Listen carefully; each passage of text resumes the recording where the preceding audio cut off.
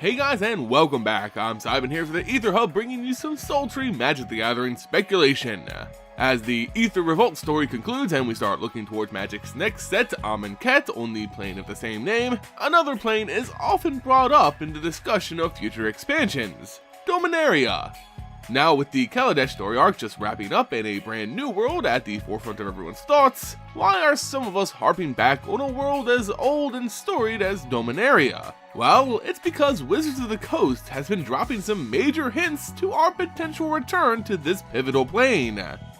The first major clue came from the story of Aether Revolt itself. At the end of the major events on this world, the Gatewatch stand triumphant over Tezzeret and his plans involving the Planar Bridge. Of course, being a classic villain, Tezzeret can't keep his plan secret, and he spills the beans about working for his old master, the Dragon Planeswalker Nicole. Fast forward a little bit to the victory party of the Gatewatch, and everyone starts planning what they should do next, using this valuable information to either attack Nicole head on or wait and prepare a little bit.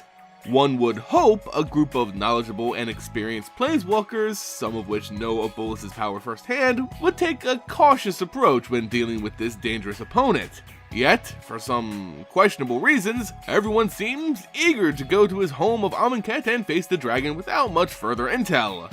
The only one who seems to manage to tap the brakes a little bit is a Johnny Goldmane, who just recently joined the Gatewatch himself. Having actually fought Nicole and won, for a lack of a better word, Johnny is better equipped than most to estimate the dragon's potential threat, and he strongly urges caution. Rather than attacking Amonkhet head-on like his new friends want, Johnny, apparently being more plan-savvy than Jace here, wants the group to take a few weeks, gather intelligence from across the multiverse, and recruit more allies for the fight to come. Seems sensible, right? When going up against a known powerhouse who seems to be infinite in both scope and strength, you want to be as prepared as possible, right? But of course, the story needs to be pushed, and while Ajani looks for those equally as pissed at Nicole to aid them, the rest of the Gatewatch scuttles off to Amonkhet. In the actual articles, I'm not sure it's directly stated where Ajani plans to find these new Planeswalker friends, but in the storybook for Kaladesh, it's revealed that the plane he travels to and wishes the others to rendezvous at is none other than Dominaria. This is the first time in a long time, since like the origin story for Liliana Vess, that Dominaria is even mentioned in the main storyline. And honestly, that's really exciting news. So Ajani is aware of Dominaria, but it's unclear how he actually came to know of it. Dominaria isn't like a backwater plane, in fact it's the massive apex of the multiverse, so he and the others may have traveled there on their various journeys at some point, but never really mentioned it. The only one we know of from the Gatewatch with extended experience with Dominaria is Liliana Vess, who's a native of the plane. Yet she isn't keen on returning with Ajani, instead agreeing with the rest of the Gatewatch to attack Amonkhet immediately. Despite his shrouded knowledge of Dominaria, it's clear Ajani intends on going there and finding help from Planeswalkers, characters we can only really speculate on, but that's a topic for another video. His intentions at least put this massive plane back into everyone's thoughts. Yet, just merely mentioning Dominaria and having a character visit there isn't enough to hint at our return. It's clear we're going to Amonkhet. Ajani's activities could pull heroes from Dominaria with his potential arrival in the second set of the block, Hour of Devastation, but why would we return there after that?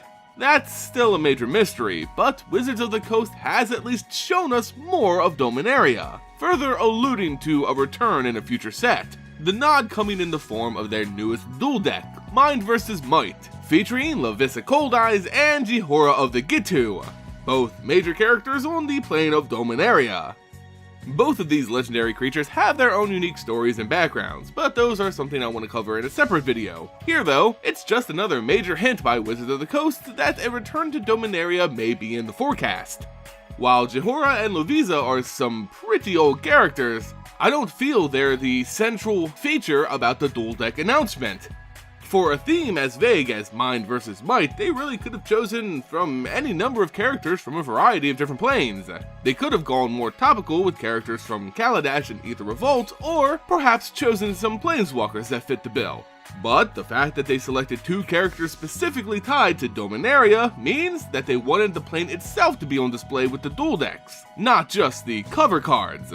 Again, we see Wizards of the Coast slightly tilting the conversation towards Dominaria, just like a Johnny heading there for reinforcements but not really taking the players along for the ride. It's all turning our attention towards Dominaria, and it's this shifting of conversation that really makes me believe that we could be headed back to the plane in the very near future. I'm thinking as soon as after the Amonkhet block.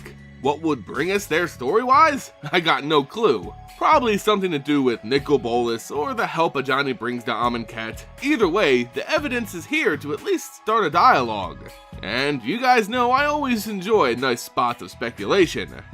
Anyway guys, I want to know what you think about a potential return to Dominaria. Would you be excited, and what do you think will drag us there? Let me know in the comments below. If you enjoyed the video, consider supporting the Aether Hub here on YouTube by liking, sharing, and subscribing for more awesome MTG content. As always guys, thanks so much for watching, and I'll see you next time here on the Aether Hub.